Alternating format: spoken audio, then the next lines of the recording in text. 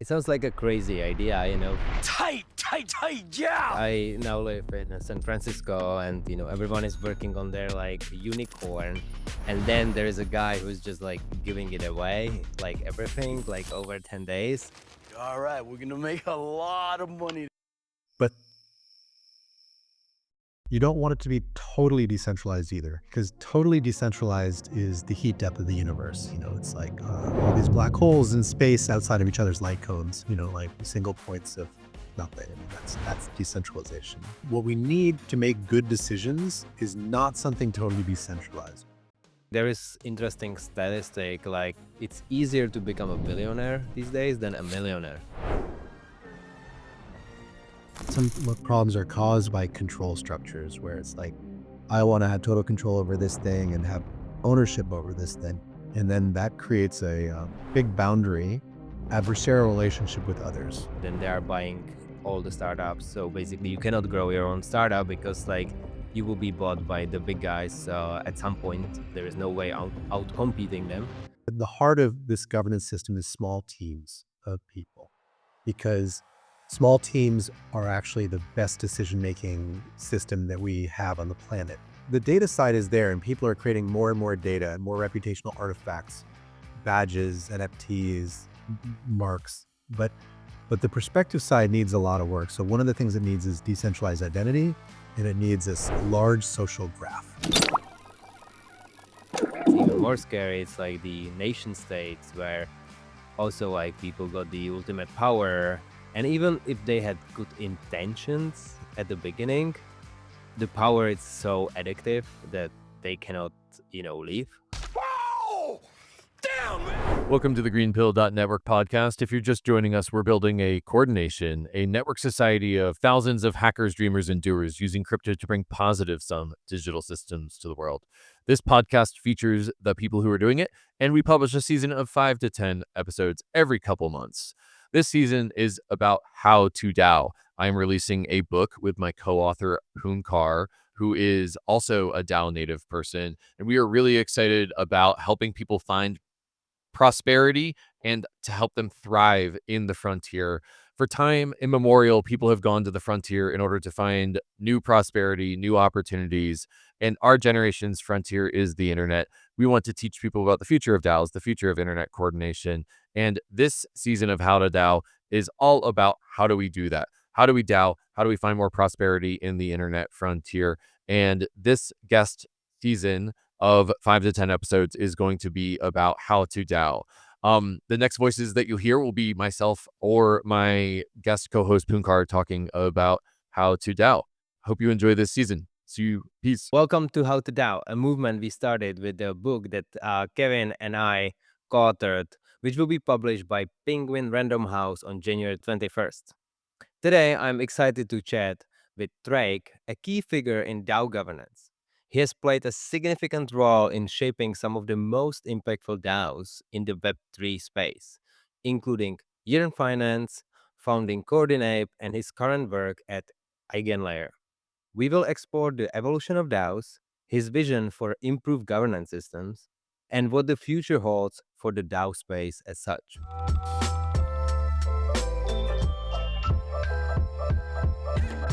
Drake, it's great to have you here.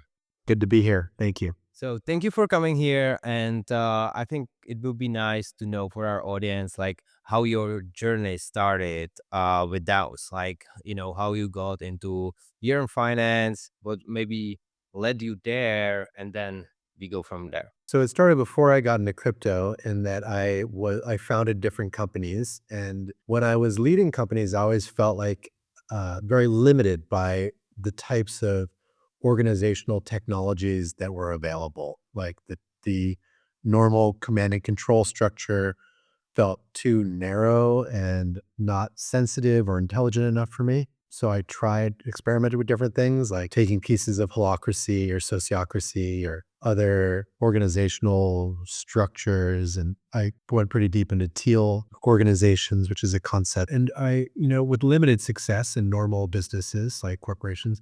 And then when I got into crypto, I was really drawn in by the DAOs. Like I'd been interested in blockchain. I was interested in DeFi in all of these aspects and money, but I'm much more interested in how humans coordinate together directly. And so as I saw decentralized governance and DAOs really start to be real, I was super captivated and dove in. So basically, you've been interested in DAOs before it was actually a DAOs. There's a And lot of then but yeah. And then basically like it materialized with the introduction of blockchain. yeah, I mean, I was reading, I remember in 2016, 2017, I was reading some of the early DAO papers and like Jack DeRosa's writing on Colony and others, and I was so inspired. But at that time, there really weren't DAOs operating. There was, the DAO, which didn't really become a DAO. It got hacked too soon. Then there was, like, but by the time I started really tuning in 2020, like Maker was functioning, Synthetics was functioning, Compound was functioning. Like there were real DAOs there. And Yearn was just the most exciting thing to me because it didn't start as a centralized organization at all. It was like decentralized from the start. So for those that aren't familiar, it was a project started by a developer, Andre Cronje, and he created a yield aggregation protocol, which allowed you to deposit an asset and earn, percentage interest on it just by leaving it there.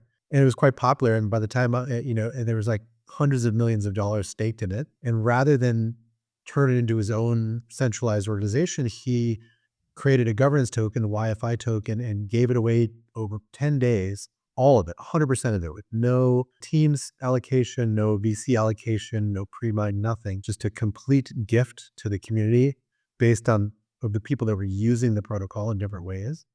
And then he was like, okay, you guys are in charge.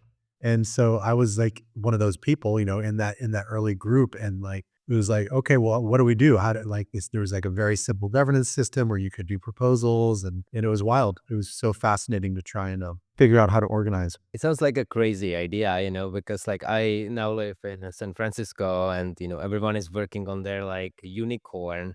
And then there is a guy who's just like giving it away, like everything, like over 10 days. But, it's great to see this actually happening, literally empowering the people and give to people to like run it, not just talking about it, but actually doing it.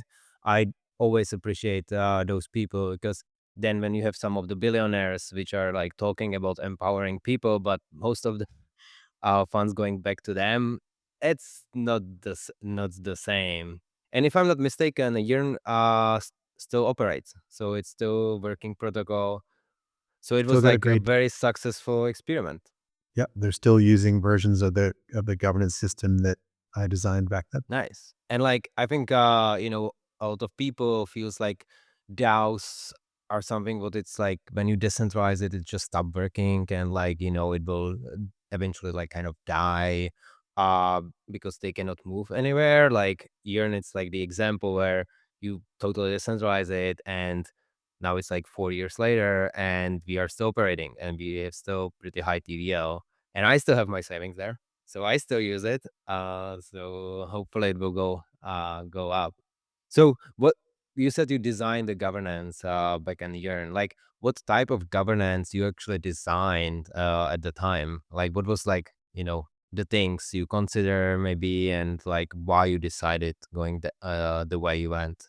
Yeah, so like when I first started working at Yearn, and the way I started working at Yearn is I hired myself for no pay to work full time in the community. I literally decided that one day. I was like, this is incredible. I'm just going to work for it, along with various others. And I became part of the kind of core group of people, the core team that were doing that because none of us were getting paid. We had no mechanism to pay ourselves back then.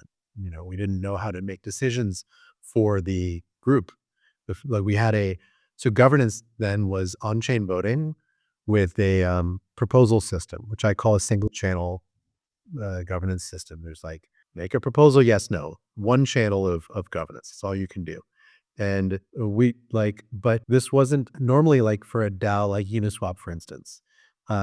It can only do two things. It can spend money or it could push a button. It's got a token. So the button is where to direct the fees to can you move the fees to the unique token or that's the one button they can press or they can spend money. So you can say yes, no to financial expenses or to this one feature. And then you've got Uniswap Labs, which is building stuff, and other developers and things building stuff. But with Yearn, so in that situation with Uniswap, you can have a single channel governance system, and it works quite well because you have a very limited scope of governance. At Yearn, we had everything was possible, so people were putting through proposals like Andre should go on this podcast, it's like, well, what was within the scope of governance? We didn't even know. Andre was just like, here, you're in charge, So how do we're going to decide everything through just like a sequence of decisions, which is basically what we did. And we figured out kind of through discussion what needed to be done and how to do it. But that limited system wasn't enough for us because Yearn was kind of unique in that the entire creative team, like everything was needed to be governed in a decentralized way. Not just, you can think of, we're familiar with the corporate model where you have an executive team and you have employees and you have a board of directors. So you can think of like operations here and oversight here, the board of directors and the shareholders, and then the executives and the employees. And almost all DAOs are just working over here, the board of directors and the shareholders. And it's not the same as a corporation. It's one of the better metaphors that we have, but we were trying to decentralize all of it. So how do you do everything? And we created, so Gabe Shapiro and I, along with a lot of the early contributors at Yearn, came up with this system we call constrained delegation, where token holders retain control over ultimate authority through this one channel of voting, but they give discrete powers to teams. So there's like a budget team that has the authority to make decisions about certain budgets. And then there's the security team that has this authority to make decisions about certain security. But then if token holders were unhappy with them, they could vote to pull the power back. And that was a pretty effective system that, actually led to a lot of changes in DAOs and has flourished. Many, many DAOs now use this system. Nice. So, and that's basically what you did at Yearn, progress like from that one channel towards like more like this delegated power to like groups which actually have the context, basically, and the knowledge of it. Yeah, and that reminds me like well, when I started in DAOs, like I started similar way. I just like entered the Discord and I'm like, I can do this. You don't need to pay me. I just do it, and eventually, I figure out my way in, and it was at Gitcoin, and then they paid me a little bit for something, and I was still working there, so they paid me a little more to stay longer. But yeah, I just started out of passion, but like also like how I see it, like when you have this one channel governance, it's super hard for delegates to actually know everything what can be done, and like have all the context of like all this different parts of the organization, especially if it's large like Yearn or you know MakerDAO. Like I feel like there, like you just cannot be in the context of everything. So from that perspective, do you think like every DAO should kind of move towards the direction? Is this like the right model for like every single DAO, or DAO is a big space. I think this is probably the right model for most DAOs, but I don't think it's right for all of them. Like some DAOs, depends on a few different factors. Like there's different dimensions to DAOs. How many participants are there? What is the scope of governance surface? So if what I mean scope of governance surface is like how many buttons and levers do you have to operate? If you think about like a company like Apple Computer, like they have in all the decisions that need to be made within Apple Computer, that's many, many, many different things. You couldn't do all of that through one channel of governance. Like you need something that's more like constrained delegation for operating doing creative work and operations. If you're just doing oversight, like it's easier to keep a simpler, single channel or dual channel. Sometimes a lot of DAOs might be, you have this one channel of proposals, but then you've got 2 or 3 special councils that have special powers, and that's all that can work for a long term. That's still more on the kind of oversight side of things. If you're trying to do the execution side of things too, which frankly almost nobody does, but I think we'll see a lot more of that in the future. that you need something more like constrained delegation. Yeah, and definitely like align with like your vision that like you should empower people within the organization kind of thing. But I also see a lot of people are, you know, kind of saying like that's not decentralized enough. Like you are basically creating these pockets of centralization because you are actually giving power to, groups of people pick maybe by the token holders, but still like, you are giving them the like centralized power to do something. Like, what do you say on this kind of feedback or, criticism? I think it's actually like very profound space to think about. So let's first just kind of find the map. So the why do we want to be decentralized or centralized? And what is a DAO? So a DAO is there's a lot of ways to describe it, but a simple way is like it's an organization operating on blockchain using smart contracts where there isn't a single centralized authority. That's maybe one way we could describe it. There's a lot of other things, but simply, it needs to be autonomous, means to be free from external pressures to a certain extent. It needs to be an organization that has to have a boundary that defines it. And then decentralized, you don't want to have like a single authority making all the decisions, even if that's a group of people, a plutocracy or others. But you don't want it to be totally decentralized either, because totally decentralized is the heat depth of the universe. It's like all these black holes in space outside of each other's light cones, like single points of nothing. I mean, that's decentralization. You can't do much with that. So there's decentralization has a function, and the function is to keep the organization free of centralized capture. So in capture, what does capture even mean? What are we talking about with capture? Like that really what we're worried about is people departing too far from the goals of the organization, from the overall direction of consensus of the group into their own individual desires. That's like kind of the thing we're about with capture. But capture can be thought about, this is very sprawling, by the way. This becomes quite philosophical, so I don't know how much we want to go down this role, but capture can be thought about in a lot of ways. You could have a very decentralized group of people that are captured by immediate ideology. Maybe they're making all these decisions using a decentralized token in a on-chain system, but their information space has been captured by some ideology. That's a form of capture too. It's not so simple, right?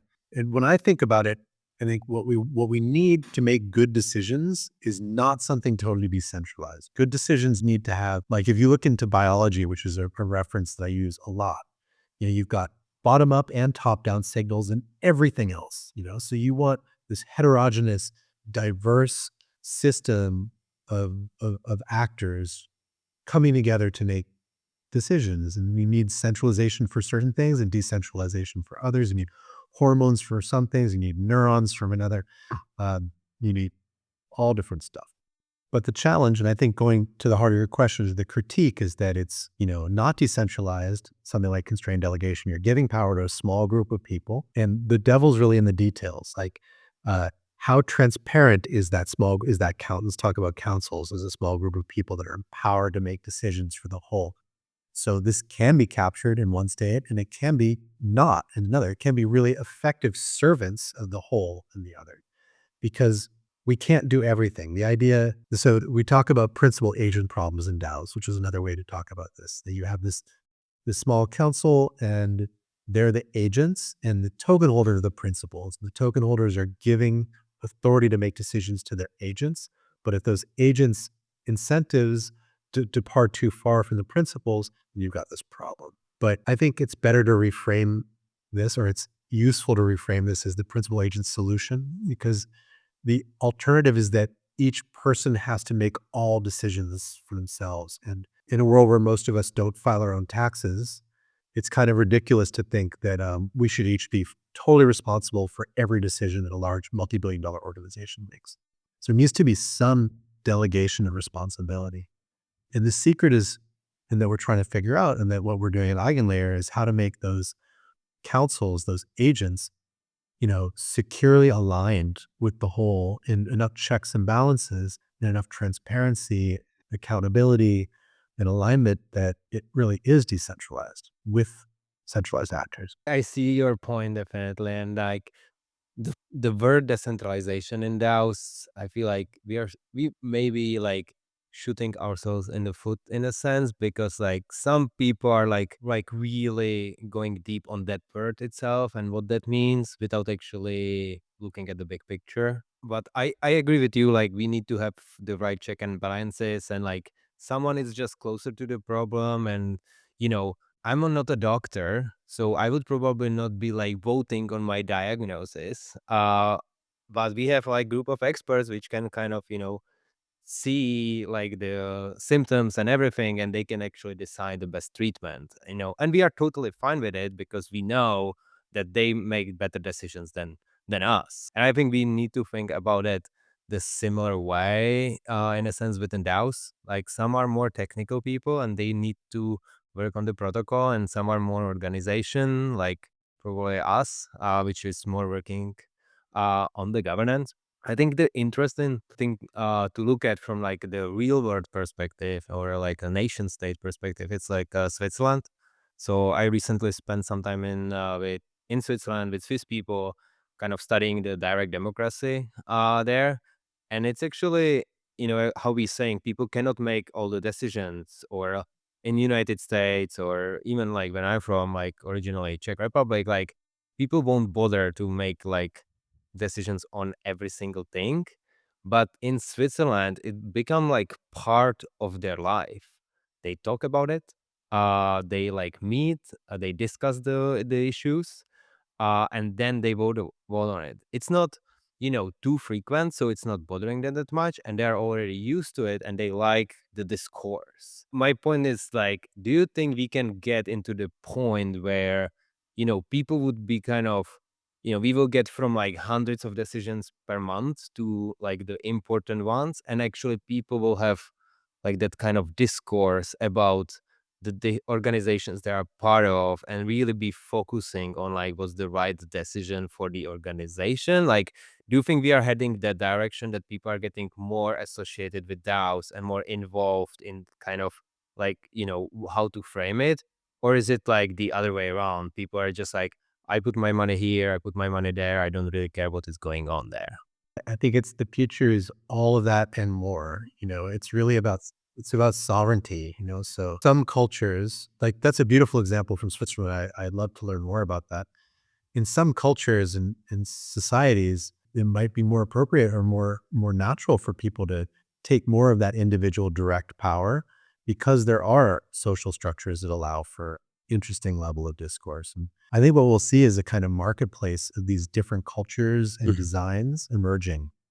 And we'll see lots and lots of different types. But then there's going to be people that don't care, that it's a little different when it's your neighborhood and it's like discussing about, whether they're going to spray glyphosate on your sidewalk or they're going to install a new park for your kids, than if, it's a DeFi protocol that might adjust an obscure variable by 0.2%, because in that case, you might just want number to go up and you don't care about that. But when you're living in a community, there's a certain set of governance features that are pretty common to everyone's mutual interest and their capacity to reason about. I think if, I'm not sure, but in Switzerland, if they are talking about, really opaque, like mathematical financial decisions, in those conversations are not.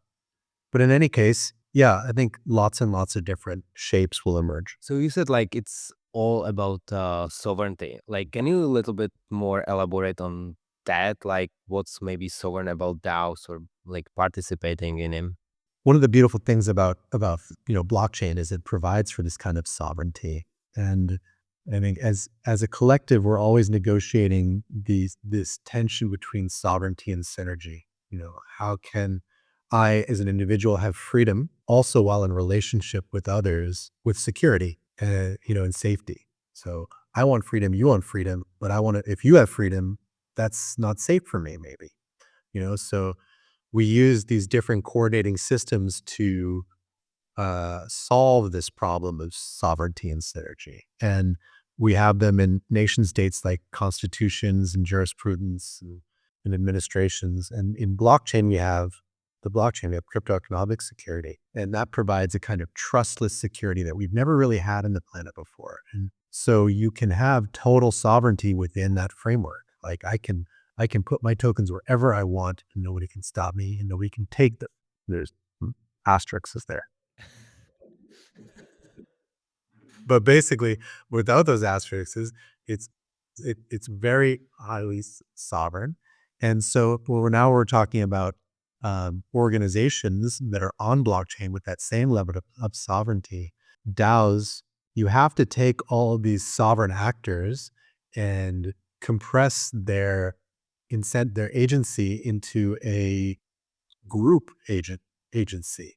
And you do that through governance. You do that through both the kind of underlying coordination infrastructure of that organization, whatever like smart contracts it's using. And then you also do it through the governance system, which aligns its direction. And in general, those are much more highly sovereign than in more centralized legacy governments, which put more constraints on what's appropriate, what's acceptable, what's allowed, what's legal. That makes sense. Maybe like that would be a very simple question. Like, do you think DAOs could have existed without blockchain? No, well, this is kind of a technical answer. No, because I think blockchain's it's a tautology. It's like DAOs are defined by blockchain. But if we remove that technicality, yes. Like I think things that are very similar to DAOs have existed without blockchain for a while, like cooperatives in all of the world in different ways. But what's different is that coordination layer is that when you are building an organization is only really as strong as its foundation. You can and it's the same thing like a building, like to build a skyscraper, you need a very strong foundation.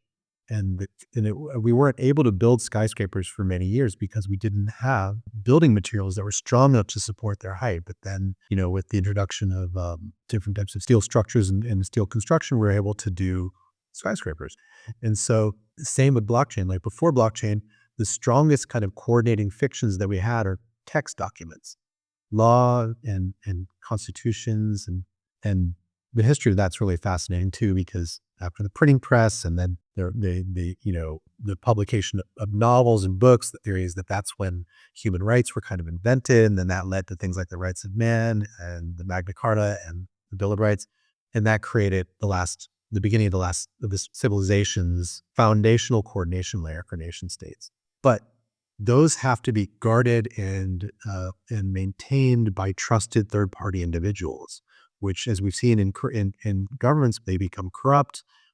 There's a lot of principal agent problems there too. They go in directions that the community doesn't like, and that creates less predictability for investments as individual sovereign agents. So I am a sovereign agent in America, let's say, and I want to invest my time and resources into an endeavor that I want to grow. I want to build a building. I can only, as much as I can trust the law system of law and the rules, as far as I can go there. And the future, like the winds of economy and trade, things that might change. On blockchain, you have a stronger foundation because it's it's simpler. Like in the blockchain world, we don't have a substrate that can hold the vastness of human potential that's available in legacy governments, but we will. But for now, within the narrow band that we can operate in, the foundation is much, much stronger because there's no trusted third party.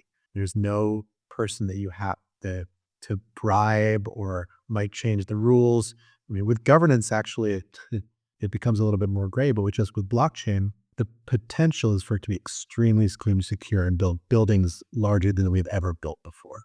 I think there's a great example with the printing press. Like, I think that kind of brought the kind of sovereignty, to people because like there was the freedom of information, basically, like sharing information. Like, yeah, we maybe say it was with internet and it was, getting the real time information, but printing press was like maybe even more impactful in the way that was like when you actually can share common knowledge and like get people educated, like really like kind of ground up. And now as I see it, like, and you said it, like we are bringing a new printing press. Now there's like sovereign platform to share value. And that's why DAOs kind of run on it. It's like stronger foundation because now we have the sovereign financial system basically underneath, and nobody can, as you said with STRX, but nobody can really take our money. We can create our new economical systems and share value basically globally. Unheard of in a sense, and it's super super cool. And you think about it from like really basic perspective, like who you think should be considering DAOs for their endeavors. And you can take it from perspective of like entrepreneur, like building new startup, new venture, or from like employee, 9 to 5 job, feeling like, midlife crisis, figuring out like what are the kind of aspects they should like be looking for, or like when they are feeling like that, the DAOs are the right tools. Yeah, so I'm pretty conservative on this. Like, I think a lot of people look at DAOs and they think, oh, wow, this is going to solve all of our problems. And I agree, it will, but it's not there yet. So, for instance, taking DAO technology and trying to go use it in in a country, a struggling country or something like that, I think is a mistake right now. I think in some way, like you could certainly use voting technology to improve like the voting stack in different countries, but as a system of governance replacement, not yet. So I think if you want to, if your business goal is to launch a decentralized protocol, then you should look into DAOs.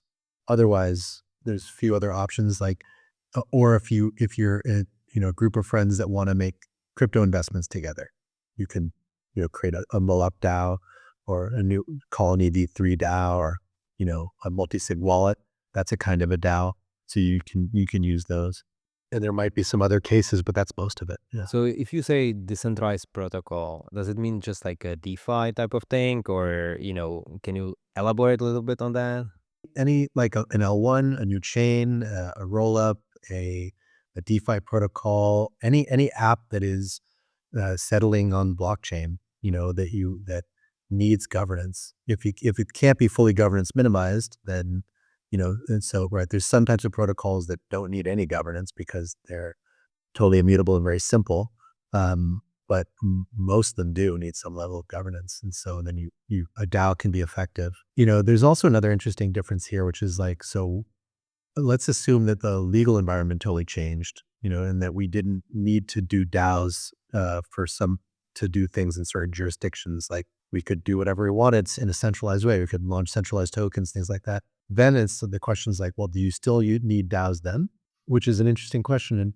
And I think the answer is definitely yes, but it's for different reasons than people have thought so far. So what a DAO gives you beyond just, the ability to do certain things and like legal arbitrage basically is it empowers a community in ways that we've never been able to do before, because you're really giving ownership to a community powerfully. And that means you can use their skills and their gifts to support the product. And but that takes a certain type of entrepreneur that wants to give away control and wants to do it in synergy and not just in control of everything. And that's, to me, actually, that's by far what's going to outcompete in the future, but not everybody's ready for that. Well, it's basically a paradigm shift, like that now people won't be like aiming for the unicorn or become a billionaire, but actually like creating an impact more.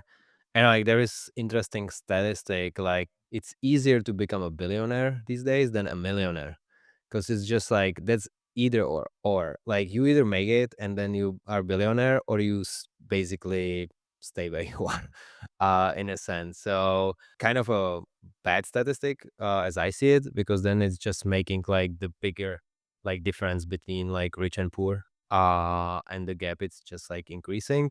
And I hope DAOs can a little bit improve on that statistics, because like they can actually empower people to do something together. So there is no one billionaire, but there is, many millionaires just working together kind of thing. Do you see like the same, like that it can have the same, this kind of impact in the future? It's a little bit of a different philosophy of how to be in the world, like what's our goal? What are we trying to do? And some problems are caused by otherness, some problems are caused by control structures where it's like, I want to have total control over this thing and have ownership over this thing. And then that creates a big boundary and like a adversarial relationship with others. And that's normal in many ways, but it also creates inefficiencies in markets and in ideas and communities. And there's like, if we look at a lot of corporations now, and corporations, I think, are the highest technology that we have on the planet for collective. They tend to be, they follow a certain logic, like the logic of the firm, nature of the firm, and they get really big and vertically integrated and extracted. And then they lock things down and they try and kill any other plants that come and get sunlight near them.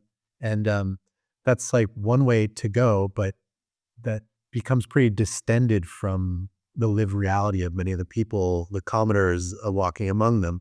And we need, I think, a different philosophy is more, holistic, more ecological system where there's work still being done and value flowing, but it's not going into these giant like conglomerates, but people are coming together to make a product, and then the money flows in and then they break apart, and you're not trying to create and lock down an area.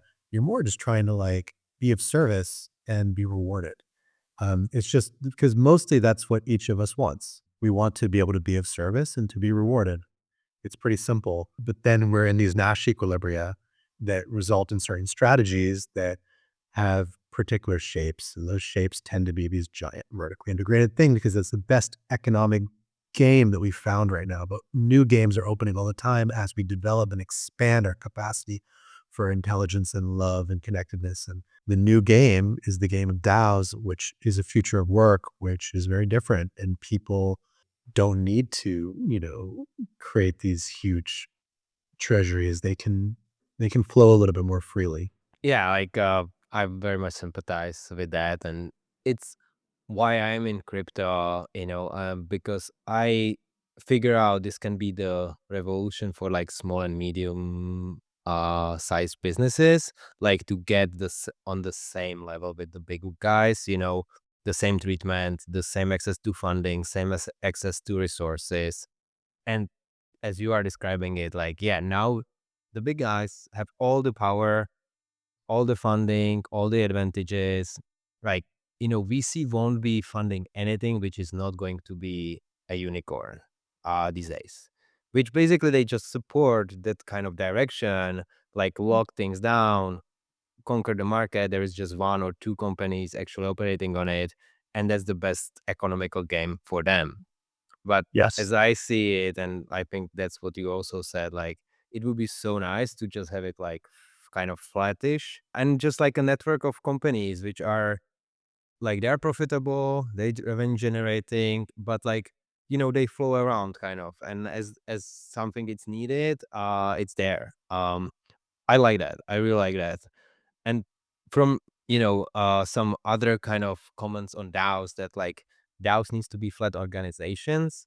Like I also read some of your comments, like that's not probably true, that like we need to just create flat organization and that's a DAO.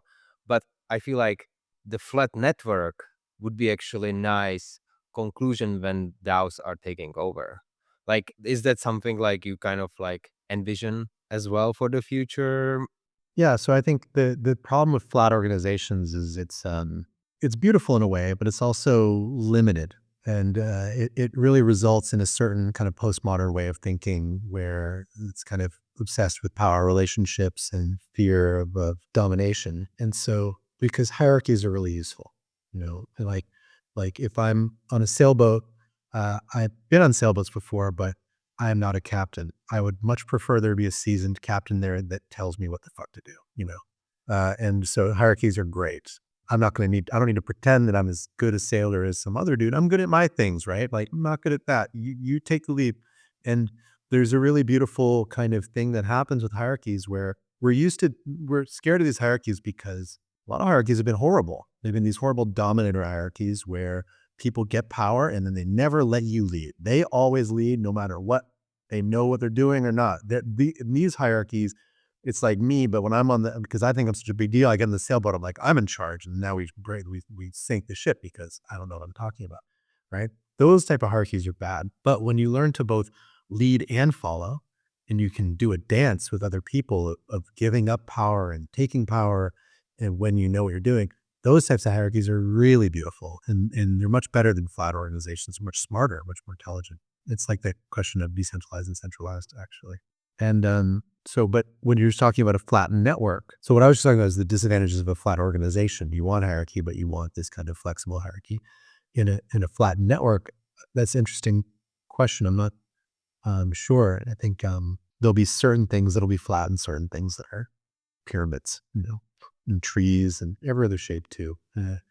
I think the thing that really excites me about just thinking about this is that, like, we've had a very limited capacity to hold shapes. And what I mean, it's like every different shape of every human being has like a unique gift that they can offer to the world. Really, this is the foundation of what I'm interested in. Like, how do we get each of these unique human gifts out into a market that has enough liquidity to support them? Because previously we've been limited by our socio-technical economic regime, and that the markets compress human gifts into certain flavors. And then people that are often psychopaths rise to the top of these silos to own that shape. And then other shapes that don't fit, like maybe I've got some weird shape, doesn't fit in any hole, they just get squished into these other silos. And that's really boring. But now with blockchain and with AI and with all this, like the bandwidth, the nature of the firm argues that it's the centralized services and the scale, the logical scale network effect that makes large vertically integrated companies outperform. But that's all changed. Like, we have way more supporting technologies, way more high bandwidth connections, way more capacity to connect with each other. And if we're at the precipice of solving a couple key things, which is like the structure of governance, actually, and like really robust foundational smart contract systems. Like, once we solve those two things, it's a tipping point that allows for like liquidity of human gifts to be like exponentially larger, more capacious. No, like this is a very like nice concept, I would say. And as I said, like the VCs now funding just the unicorns type of stuff. But I like what you are saying. Like everyone has a gift, and like if I want to pursue like what I'm good at, there would be a way to get enough capital to at least try it out, even if it's not a unicorn.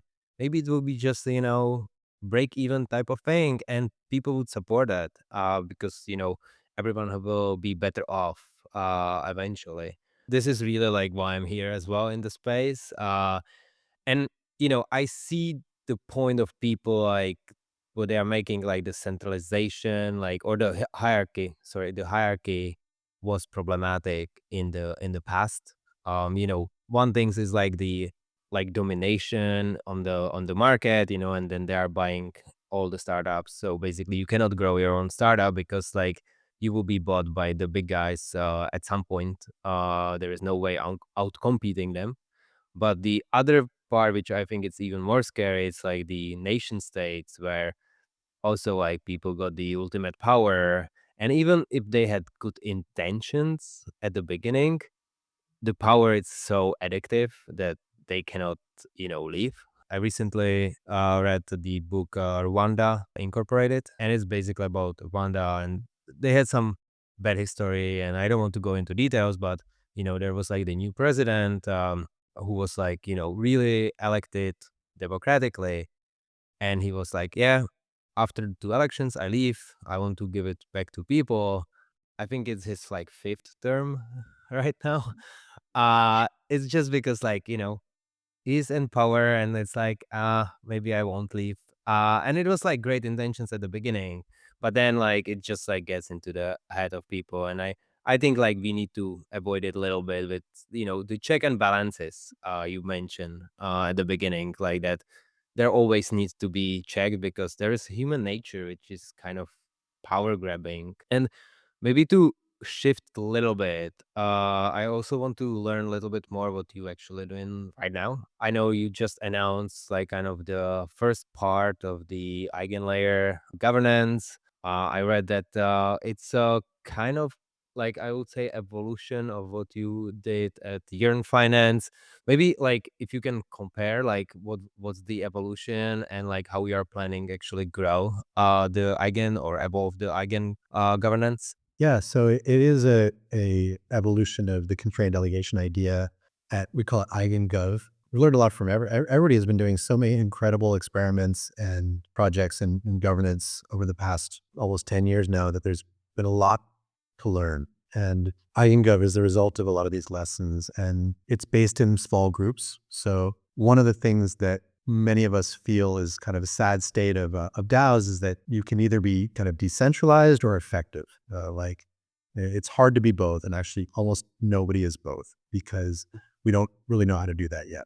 Because most of the decentralized systems that we've deployed, the decision making in them is pretty questionable. So I would call that low effectiveness. It's learning, right? We've decided in EigenGov to not sacrifice on decision making quality. So to start with an effective design, but one that we believe can really be decentralized in a number of years. We're starting out with something that is not a DAO really. It's not fully decentralized. It's not, well, fully. What does that mean? But I wouldn't call it a DAO yet. It starts quite centralized, and then it gives power. This idea of progressive decentralization, we call it incubation, because the heart of this governance system is small teams of people, because small teams are actually the best decision-making system that we have on the planet. The only super intelligence that we have on the planet, the only intelligence that is greater than a human's, is a group of about 7 people that really have high trust and compatible skills. Like that group makes the best decisions that we know of. So we start with that. That's the core of EigenGov, the best possible decision-making. And then we decentralize that. And so you have these councils, and token holders then create these checks and balances. And we think about so many of the different ways, rambling a little bit because there's such a large scope there, but let me take a step back for a second. We also thought about, you've got this whole community, you've got all these different people, like an EigenLayer, there's token holders, there's ABSs, operators, all these different pieces of the market. We wanted, the belief is that all of them have something of value to offer. And so we need to give the governance system that gives the right job to the right people. And so token holders have a really critical job in EigenGov, and that is to be the kind of emotional, the kind of the sympathetic nervous system of the organism, which is to respond to threats. And so this type of mind, a dispersed, decentralized group of token holders, is not great at making certain types of decisions, but it's great at making some other types of decisions, like no, this is too dangerous. Basically, is because they already have a lever that they can pull, which is to sell their token. So give them something to do before that. And there's thinking around.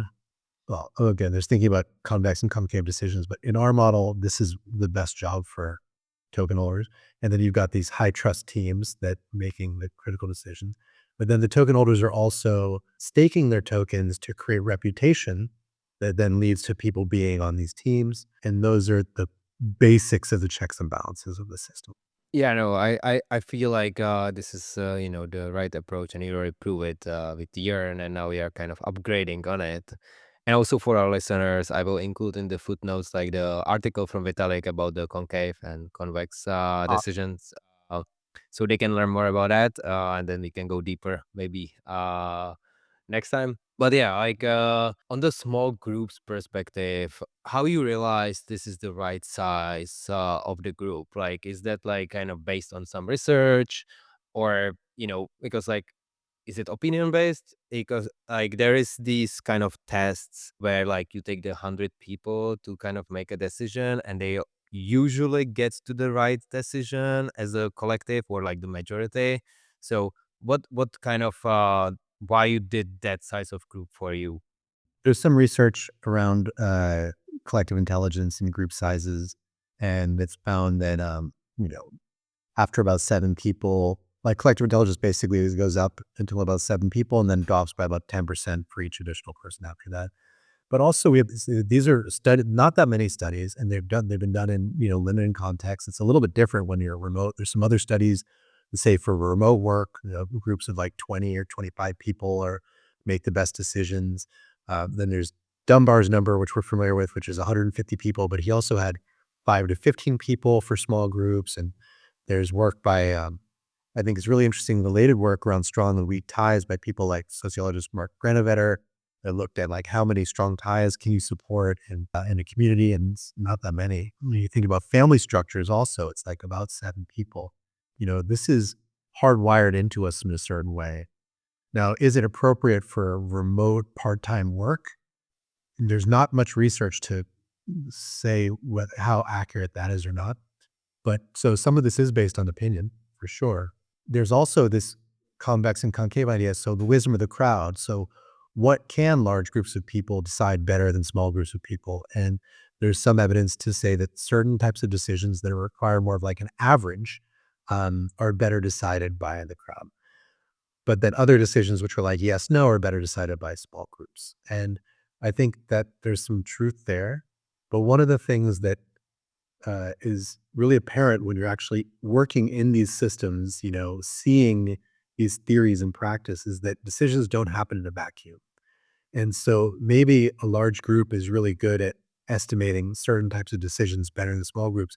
They're not good at holding the accountability in the relationships, in the high context required for everything that doesn't fit into that little neat box of the estimation problem. And that's why small groups of people that can establish relationship connections and be responsible and have something at stake, in my view, are going to be better decision makers, provided you can keep those containers transparent and accountable to the token holders and free from capture. Yeah, it makes sense to me. And I used to work like in like a product management, and we used all the agile methodology, and you have kind of similar size of the team, and the famous two pizza Use the team. team. And it's, as you said, it's about coordination and also context kind of holding. Like, it needs to be the same people kind of holding the context from one decision to another. Yeah. Because if it will be just random 7, it might get lost a little bit, because everyone is coming from a different perspective. It makes sense to me from that perspective. As you said, like, you have a lot of stakeholders in EigenLayer. How are you kind of dealing with that? Because like some of the DAOs are considering basically just token holders and core team, which is like 2, but you have way more. Like, how you interconnected the governance so nobody is feeling like left off, and everyone is making the right kind of decisions or can chime in when needed. Yeah. So this is an active area of research to think about some of these potential mechanisms more. But to start, the token holders have the power, and we have some mechanisms to spread that power to the best people, we think. So the nice thing about tokens having all the power is that, anybody can buy the tokens, and the ecosystem participants will have a lot of those tokens. But we want to do more than that, because there's this problem in a lot of DAOs, the principal agent problem again, but where people that are really good at governance, let's say, you get a lot of power and become delegates, but they're not really incentive aligned with the protocol as much as they maybe should be. And we want the people that have the governance power within EigenLayer to be the ones that are building on top of EigenLayer and long-term incentive aligned, like the ABSs and operators. And so, well, of course, they can buy tokens. We have this new role, it's called a curator.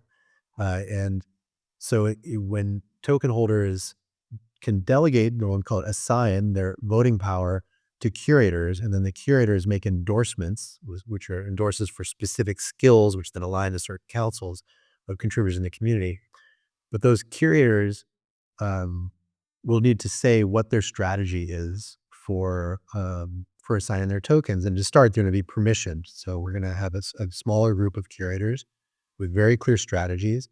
And the ethos is the governed should govern, that the community will eventually be able to decide, but we think people will be pretty aligned with this idea. And the curators will say, look, I'm going to be I'm going to be assigning my tokens to the people that are most incentive aligned, the ABSs and operators, et cetera. And so when you delegate, when you assign to me, that's where the power will go.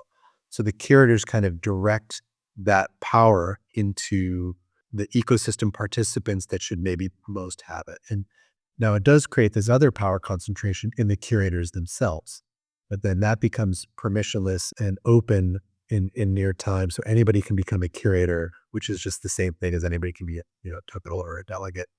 And then once we have things like credible commitments, and the curator can put $1 million on the line and say, look, I only assign token power to people with X, Y, and Z criteria. If not, then I get slashed. And you can really you'll be able to really trust these systems far more than you can now. I like that. So it basically like, empowering people which has some like skills and reputation in the space. And I think you mentioned in your last talk at DEF CON like that the reputation is actually like kind of big piece to the future of governance. So maybe as a last topic for today's discussion, like can you elaborate a little bit more like how you see that working, how people can actually get any reputations and how maybe blockchain can be beneficial for it? Yeah. So I realize when I talk about reputation, I'm talking about something a little different than most people when they think about reputation. So let me first start there. You think about reputation like in crypto, we think like how many commits have you made to GitHub, or or what NFTs maybe are SPTs, or like what artifacts have you collected, and marks have you made to support a certain type of reputation, like being a good software developer or something like that. That's one kind of reputation. But what really unlocks reputation is perspective. So it's not just what skills you have, it's how aligned you are with me, or how aligned you are with a different agent. That's what makes it like supercharged. So we need both a mechanism in reputation of understanding what skills and capacities people have, and then another one of understanding trust and alignment between different agents. And so once you have that, then you can do things like delegate power to a group agent automatically, because you have a reputation system that knows, like, okay, Punkar, you're an expert in governance, and you're super aligned to GitHub based on like really clear, trusted mechanisms, which we can asterisk, right? Then it's like, okay, we don't need a vote. You're just on the council. You're on the council already. You're top of the stack and this, you're on that council. And what that allows for is much faster movement and in more trust. So like, how do we construct that reputation? Reputation runs everything already. It's just in a centralized substrate, which means it's limited in its capacity for intelligence in this model, right? So the hosting providers for reputation, the minters of reputation, are mostly small entrenched powers, universities, most successful companies, other things like this. But there's much more space for reputation than that. It's the market that hasn't been filled. Once we have better mechanisms for creating trust and reputation, we'll see this this explosion of this stuff, and everything starts to move faster, and DAOs can be more effective. I know maybe last comment on that. Like I know there was couple reputation capturing tools. Like most of them failed as far as I know. They were trying to capture like skills, like who you know or what school you went to. What do you think needs to change to actually we are starting like we have this trusted like minters of reputation and then we can share it, so I can have on chain that I'm the governance expert and and this and this and that, so I can automatically be maybe like suggested for some console. Yeah, so I call it universal decentralized reputation. That's what we need. And the universal does not mean one single score. That's centralized reputation. That's Black Mirror. That's dystopia. Universal means like all reputation can fit in the same substrate. So what we need is things like what unlock the power of LLMs, like translation. We need transformers that can take one type of reputation, and maybe it's just the transformers crash. If they're already there, we'll do this. And so that we can have like a universal substrate of reputation. All these, anybody can mint reputation. It can all be in there. Then anybody else can interpret it and read it in different ways. That's one of the key pieces that we need. But then beyond that, we need systems that make that reputation. We have to we have to trust it. Like, so anybody can just spam reputation and have it on a universal substrate. It's just going to be all noise. So how do we get perspective in there? So like it's again, the two pieces. It's like the data, like how do we get all the data in one substrate? And then how do we get perspective within that substrate? And the perspective part's probably harder. It's like, how do you create trusted, reliable reputation from a specific perspective? And there's a lot of really interesting things that we're working on to get to that. Nice. From our side, we are actually kind of working on it as well. I think more the old-fashioned way, like the badges and certification. So, if you bought the book, you minted the membership, you already interested in a DAOs. That's a sign. That's a signal, I would say. And then we have course. We have like fundamentals course, but we will have more deep dive courses, and you will get badge when you like successfully finish it, like that you go all the exercises, and like it can help you maybe start it. And like we are still like very centralized in the sense, but I believe we can like empower the community to do it more like, people just grow the movement, and then it will become more decentralized over time.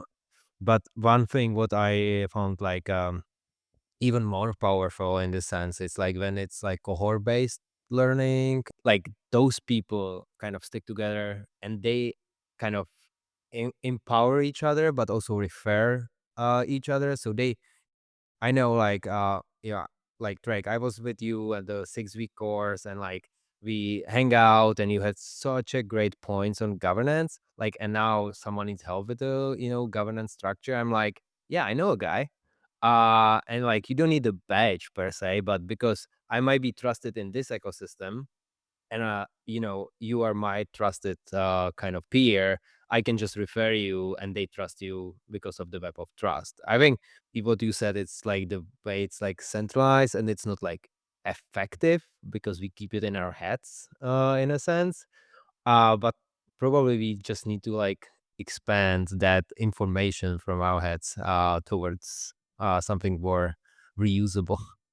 Well, we need the substrate to support it. So like on that perspective side, the data side is there, and people are creating more and more data and more reputational artifacts, badges, NFTs, marks. But the perspective side needs a lot of work. So one of the things it needs is decentralized identity, and it needs a large social graph, right? Because we need to be in relationship with each other. We need to have transitive trust, transitive reputation that can translate reputation that's then transformed to different, semantics across this vast graph. And we don't have any of that yet. So that centralized piece is not, it's a limitation of the substrate too. It's like, how can we transport reputation that you've created within a cohort to another cohort in China that you've never met? Like right now, that can only be done through human trust relationships that are not actually really well inscribed in any media. But once we have some of these pieces like decentralized identity and social graphs, then it'll actually be able to translate automatically and much more quickly through these different systems. I totally agree, and I'm looking forward for that future where we just like, as we said during this chat, like empower more people to doing what they actually want to do and get the capital for it. It will be so bright future ahead of us. I hope. Is there anything like would we forget you would like to mention?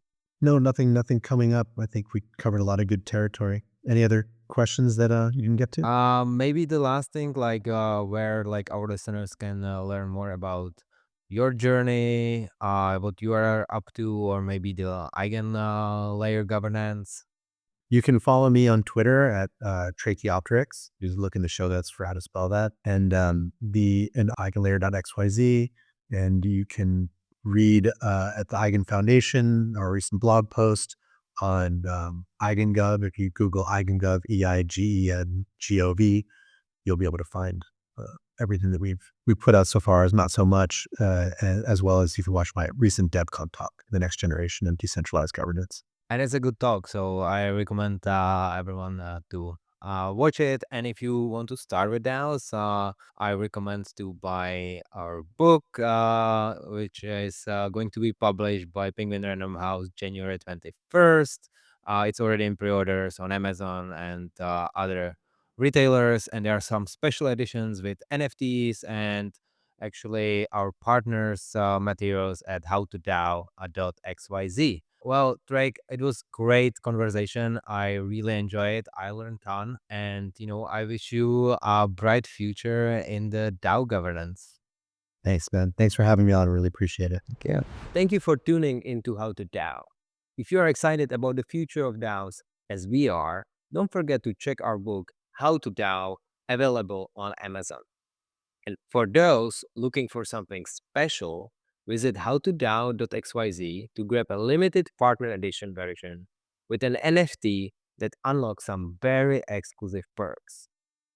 And if you want to dive even deeper, we just launched our 6-week course on DAOs packed with actionable insight and expert guidance. So get the book, follow us on social media, join our community, and we will guide you through the fascinating world of decentralized autonomous organizations. Until next time, keep building, keep DAOing.